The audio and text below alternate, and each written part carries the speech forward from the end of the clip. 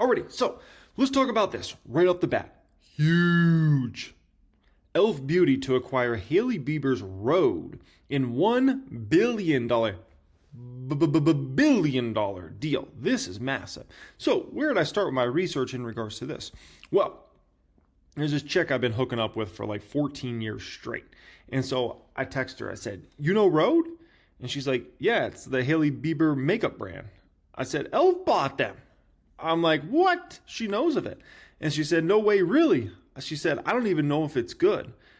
Which shows you how, I guess, successful, famous, how much exposure this brand has gotten. Keep in mind, this brand just came out in 2022.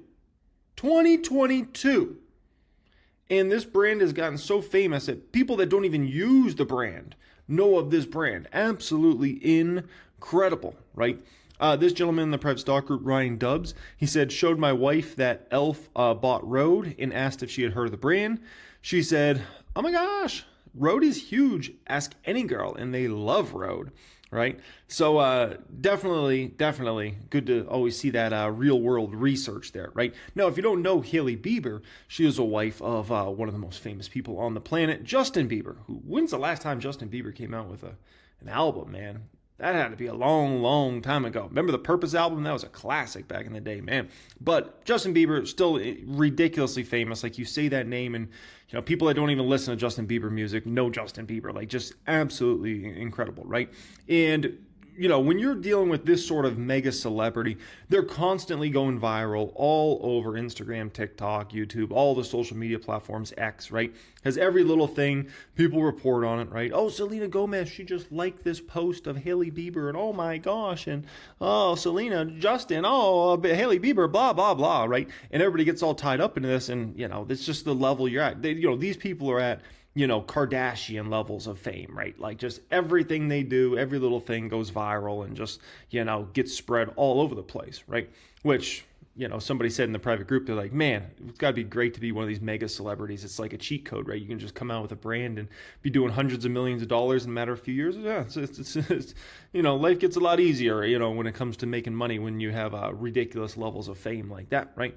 But big announcement actually just came out a few days ago, and even Justin Bieber actually posted this on his Instagram page, that Rhode Beauty is coming to Sephora. Sephora, folks. So this is a brand, and that's a huge deal for them because they've been just direct to consumer. Direct to consumer is just a fancy way of saying, like, you order off the website and they send it to your house, right? And so now they're going to start expanding into physical retailers with this Sephora news, which is massive, right? And when Sephora posted this, it got 526,000 likes on Instagram, right? We're beyond excited to share Rhode's collection of curated skincare and hybrid makeup. It's coming to Sephora this fall from day one. It's been our dream to bring the product, blah, blah, blah. It's a huge deal, right? Now, additionally, Tarang and the team mentioned this company's done $212 million in revenue in the last 12-month span. Keep in mind, this brand just came out in 2022. And you know how many products this brand has to do $212 million in the last 12 months? Guess. 10 products. 10. If you know anything about cosmetics, makeup, beauty, things like that, like 10 products is not a lot. Like, that's hardly anything. Off of 10 products for a brand that's only a few years old, did $212 million of revenue. Now imagine how much this brand can be doing as they get out into physical retailers, Sephora and Ulta and all the others. Like, oh my gosh, right? Now, in terms of social media, obviously they're extremely successful, right? 3.2 million followers on Instagram. Looks like their engagement's great, comments, all those sorts of things. On TikTok, 1.5 million followers on there, which, hey, if you're going to be a beauty brand, you better be on TikTok. You better be on Instagram, where you got no choice, right? Now, in regards to how much did Elf pay for this? Well, it's about $1 billion deal. Now, it's very important to understand how this deal is structured. It's comprised of $800 million of consideration payable at the closing of the combination of stock and cash. Now, from my understanding, they're going to do about $200,000 worth of stock, and then they're going to basically do about $600 million in cash. Now, that doesn't mean Elf's going to, part with $600 million of cash. They'll take out debt to essentially finance the deal, right? subject to customary adjustments and any additional potential earnout considerations of the $200 million based on future growth of the brand over a 3-year time frame. So this is beautiful. So Hailey Bieber and the team, obviously here at this company, right? They're going to be very well incentivized to make sure this brand continues to grow very strong over the next 3 years as the integration plays out over this next few years, right?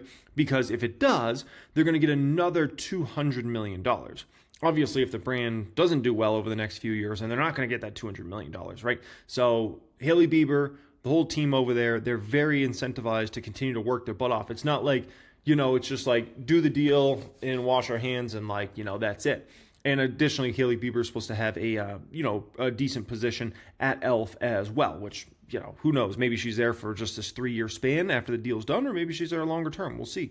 Bieber set out to create a brand centered around skincare philosophy, one of everything really good.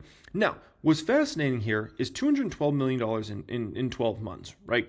And they mentioned Rhode's products are currently available at rhodeskin.com, with plans to launch its first physical in-store partnership with retailer Sephora throughout North America and the UK before the end of the year. So just understand, just based upon the, if you think about any sort of brand like this, at the end of the day, you should do way more in revenue from all your retailers that you sell to rather than, just off your website. So as this company expands into online retailers, physical retailers, I'm assuming over this next 2 or 3 years, which is what they should be doing, the start is Sephora, right? We should see their revenue expand exponentially, just based on that expansion into, getting their SKUs all over the place and not just being, reliant on their one website, right? And also you start getting exposure to the brand in, places that you're just not right now. Because at the end of the day, if you go into an Ulta Beauty or Sephora or any other store, right, and you're looking for a skincare product, you can't even buy their product right now. You have to buy another company's skincare product. And so, obviously this is very, very meaningful in terms of how much revenue growth this could add to Elf over the coming years, right? Now, additionally, you might think, this company, well, yeah, they might have all this revenue coming in, but they're probably losing a fortune. Well, no. Based upon what I heard on the conference call, they mentioned that this Rhode company has very strong profitability and that it's going to be very accretive when the deal is done. So it's not like Elf is just acquiring some brand that, they're fast growing, they're bringing in revenue like crazy, but it's going to hold back Elf's margins and their net margins and their profitability. No. It sounds like this is actually going to be a deal that not only helps Elf's revenue expand rapidly, but also helps their bottom line expand rapidly, right? Now, you might also wonder, why would Hailey Bieber want to do this deal, right? Well, one, they're getting a fortune of money. It's not a small amount of money. 2, Elf has the ability to scale brands. We know that, right? Through what they've done with Notorium after that acquisition, and obviously, through their own company. And also Elf's expanding around the world. So Elf understands what it means to be a brand that's expanding around the globe and in retailers, right? Elf's proven that. And so it definitely makes sense to partner with a company like Elf, be acquired by them if you're in that sort of position. You get to get your cash out. You get to take some risk off the table, because what if your brand fails over the next few years or something like that, which, my guess is it's going to go pretty darn well. But let's say it failed. Well, shoot, then you're going to be out of a lot of money. Here, they're going to be able to get $600 million of cash, right? Another $200 million of Elf stock. And then if things go really well, another $200 million, right? And then think about how much the stock could increase over the coming years. So, let's say Hailey Bieber and those folks are getting $200 million of stock. Well, here's the deal. If Elf stock appreciates greatly over the next 3 years, that $200 million of stock becomes $600 million of stock, $800 million of stock, $1 billion of stock, right? That's the beauty. And so this is where, it can make a lot of sense from both sides. It's not like one side wins and one side loses. It can make a lot of sense from both sides, right? Now, my guesstimate is if they did $212 million just in the last 12 months, and given this brand is still very early and they're not even in physical retailers yet, my guess is over the next we can call it 2 or 3 years, they should be able to scale this brand to about $500 million, if not more than $500 million in revenue a year. Now, of that $500 million, my guess is they'd be able to throw off about $100 million to maybe $150 million a year toward net income, which will actually help this deal, I guess you can say, get paid off very, very quickly. Now, if they could scale this brand to $1 billion brand, which who's to say they can, but let's say they expand this brand over the next 5-10 years and they get them to a run rate of about $1 billion a year. Oh my gosh. Then we could be talking about, easily $200 million to $300 million a year thrown off to that bottom line. So then you run the numbers on the fact that they did $1 billion deal and you start saying, okay, if this company starts to throw off $200 to $300 million per year in net income, oh yeah, the deal was very, very worth doing in that sort of situation, right? So, a lot's going to go into the success of this, but based upon the numbers they've reported, based upon, thinking about distribution of this brand across the world, obviously in physical retail, and in e-commerce, I mean, there's no doubt in my mind they at least have the chance to get to $500 million of revenue. It's just a question of, can they make this $1 billion brand? And there's a potential. There's a potential, right? You can't guarantee it, but there's definitely the potential there. So this deal, I'm very, very happy. I'm very, very excited about it. And it seems like it has the writing on the wall to be a win-win across the board. And remember, this isn't like this is Elf's first deal. It's not like this is the first time Elf has acquired another brand and tried to integrate them in. They've done this with several brands over the years. This is just a very, very meaningful, big deal in regards to what they're doing there. So, very, very happy about that. Now, what about Elf's numbers? Now that we covered the deal. Well, here's the deal, okay? A- quarter, which is very, very good. Right, $332 million of revenue versus $321 million in revenue they did in the same quarter last year. Cost of sales went up slightly, about $1.5 million, about $1.7 million, right? Gross profit went to $237 million from $227 million. That's incredible gross profit. Look at those gross margins, right? SG&A actually fell for the company pretty substantially, down to $192 million from $210. Operating income climbed all the way to $44 million from $17 million in the same quarter last year. So they're improving their profitability pretty rapidly here. Other income was up to $2.5 million. Interest expense fell for the company quite substantially, down to $2.8 million from $4 million. Income before income taxes went to $44 million from $11 million. Net income right around doubled year over year. $28 million plus in net income versus $14 million plus in net income in the same quarter last year. Diluted EPS 49 cents versus 25 cents in the same quarter last year. The only reason it's not an A-plus quarter as a revenue growth was it that insanely strong. Do keep in mind, this is very important, everybody understands this, the company had incredible, insane revenue growth the last couple of years in the same quarter. So, they're coming off some ridiculous comps, and the impressive thing is they were still able to grow the business, even though, you look at some of these quarters they had in the past, they were growing revenue like 70, 80%. Obviously, just ridiculous numbers, right? No, additionally, the balance sheet looks really good here. Total assets for Elf, $1.2 billion plus in total assets, and that's versus total liabilities of $487 million. So very good balance sheet at the company with a very, very good income statement at this company as well, right? No, woo, this scared everybody. This was a horror movie. Oh my gosh, they didn't give an outlook for fiscal 2026. And this caused the stock to go down substantially after hours when it initially came out. Like, oh my gosh, they're not giving any guidance. People freaked out over this, right? First off, my opinion on this, like, how could they give any sort of reliable guidance? It makes sense to not even give a guidance. Dude, we don't even know what these tariffs are going to be. Trump doesn't even know what the tariffs are going to be. We have no clue where these China tariffs are going to end up, right? What countries are going to retaliate more or not retaliate more or take off tariffs. The tariff situation's a whole mess. It's still got to get worked out over the next few months. It's getting better, but it's still a whole mess. And so if you're Elf, it makes more sense to not even give a guide right now. Let these numbers be more figured out over this next 3 to 6 months. And then if you want to start giving back guidance again, you can do that at that time. But it's, we don't know. We don't know where any of these tariff numbers are going to finalize at. So that creates a messy situation for Elf that, obviously makes a tremendous amount of their product overseas, right? No, the stock went all the way down to the 70s after hours, and obviously it climbed back substantially. Once people figured out, okay, they didn't give the guide, but that makes sense. And then they started looking over the numbers. They looked at that income statement, looked at their balance sheet, like, okay, man, this is actually pretty good. And then they started looking into some of the details of that deal, and I think people started getting a little more bullish. Now, what's interesting about this is after hours, a lot of that price action is usually based upon the algorithms and based upon Wall Street.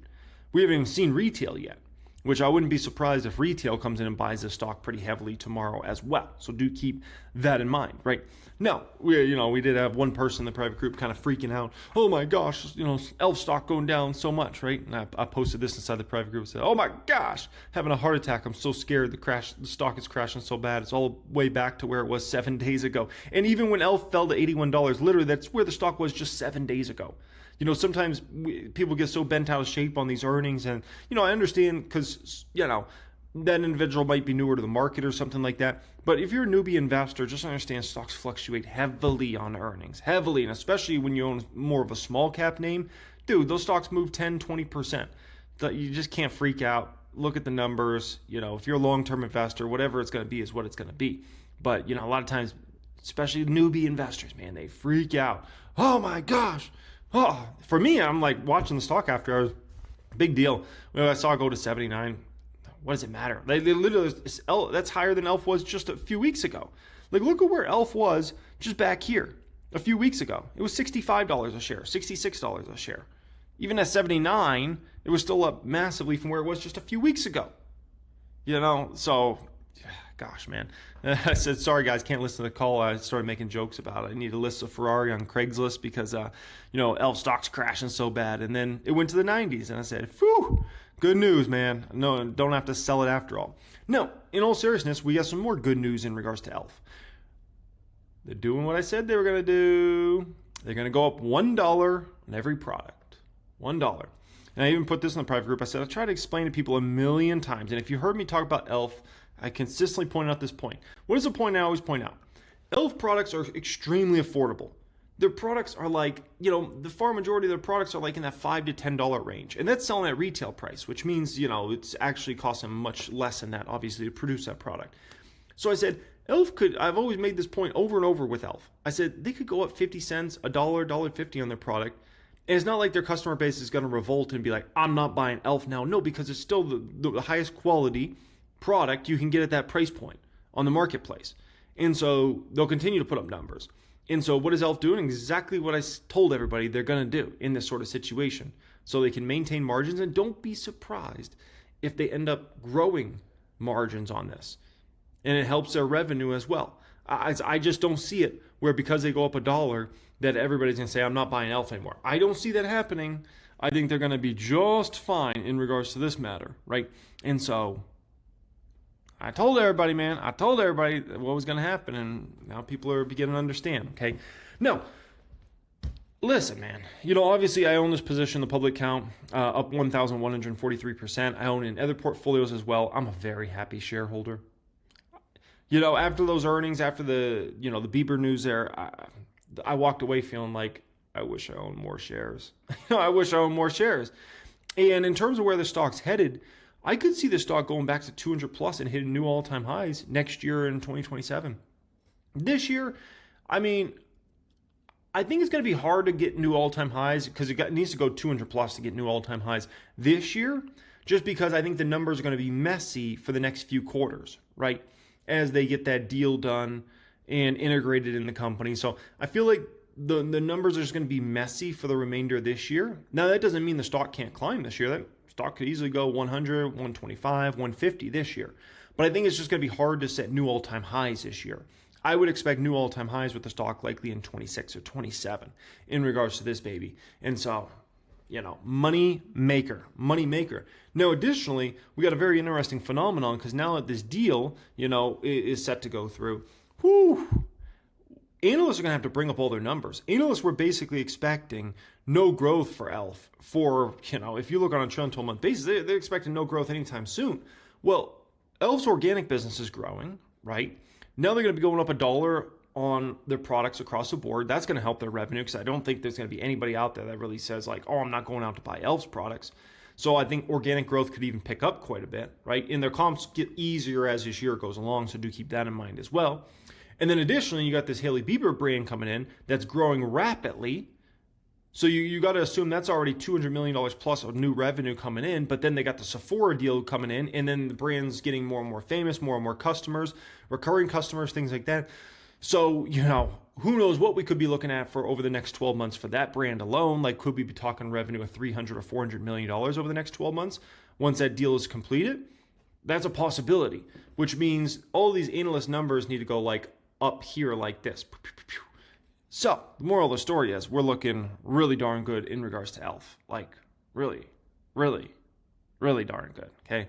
Very happy shareholder. Hey, it's Jeremy. I hope you really enjoyed watching that clip here today. What you're looking at in front of you right there, that's 1000xstocks.com. That's my advanced software that I've been working in the background creating for a long time. This software is so much more advanced than what others are presenting out there in the market. And as somebody that's been in the market 15 years, I want to create something that was simple, that had exactly everything I needed to make my judgments on companies, such as forward P ratios, 2-year out forward P ratios, price to sales ratios, forward price to sales ratios. I wanted the ability to be able to compare different companies versus each other. I wanted to be able to compare a Meta versus a Google versus an Apple and be able to see all those different metrics laid out all next to each other. I wanted a service that I could listen to conference calls right through and even be able to toggle and adjust the speed I wanted to listen to those conference calls. I wanted a service that I could search SEC filings right through. I wanted the ability to do that all in one service, and that is exactly what I've created with 1000xstocks.com. If you want to apply for access to this, go to the description area of this video. You can click that link and go ahead and apply for access to this. If you don't want to do that, you can go to 1000xstocks.com. Enjoy. Now, ELF and NVIDIA both are reporting earnings this week, right? Obviously, ELF matters for somebody like myself that owns ELF stock. NVIDIA matters for the entire stock market. It's their night and day difference in regards to that, right? But my take in regards to this matter is ELF looks extremely well positioned. Now, do keep in mind, ELF has run a lot going into these earnings. Like, let me pull up ELF on a shelf here just to illustrate this point. ELF has outperformed Palantir, Tesla, NVIDIA, the NASDAQ by a mile of the S&P 500. I mean, ELF over this time period is up 57% in a month and a half, right? Versus Palantir 53%, Tesla 46%, NVIDIA 31%, the NASDAQ 22%, and the S&P 500 16%. So ELF, I mean, it's run, which usually if a stock runs that heavy, it is a risk going into the earnings, right? But you do got to keep in mind in regards to ELF, like if they could have a good guidance number, a good conference call about tariffs aren't going to be all that meaningful to them, you could see $100 plus. Now, if the conference call is a little worrisome, if the guidance is bad, something like that, that could alter the stock, right? And you could give up some of those gains that you've gotten over this past month and a half, right? And maybe the stock will only be up 40% or something like that. But the moral of the story is here, ELF is not trading that rich going into this, and the expectations are pretty darn low for this quarter, for the guidance. Obviously, there's a tremendous amount of worries around the tariffs and all that stuff. So if they can just kind of mitigate that, things are better than expected.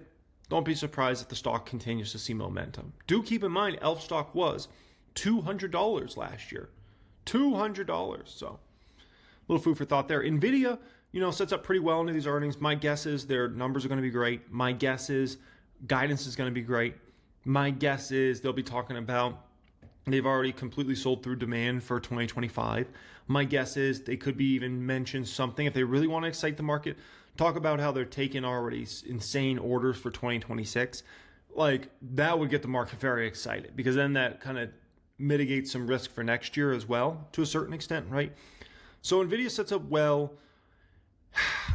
The issue with NVIDIA is not in regards to NVIDIA's business model. The issue with NVIDIA is around its stock, because it's hard to get people really excited around NVIDIA's stock. It's hard to get them up to another level of excitement because they already have gone through this super exciting cycle of like the H100 chips and everything coming in regards to that and the insane growth rates. And so the story is just like, it's so good, but it's not like giving you the next level, right? It's like, you take somebody on a date and you give them the most insane date ever. Like everything is so perfect. You take it to the most insane restaurant and all the stuff, activities after. Like it's so up here, you can't beat it, right? And so even though you could take them on amazing dates after that, it's like that first one was so ridiculously perfect that even though these ones are so great, it's hard to meet that expectation, right? That's NVIDIA. Like they took everybody on the greatest date you could ever imagine, and even though now everything's still beautiful, it's hard to get people excited about that stock. It really is. And so that's why NVIDIA's, if you look at NVIDIA's basically gone almost nowhere for like almost a year now. It's crazy, man. Like we pull up a 1 year chart. I mean, you go back to where the stock was back in June of last year, right? Which we're almost in June now. The stock's up 4%. 4%? 4%? It's getting beat by the S&P 500 since June.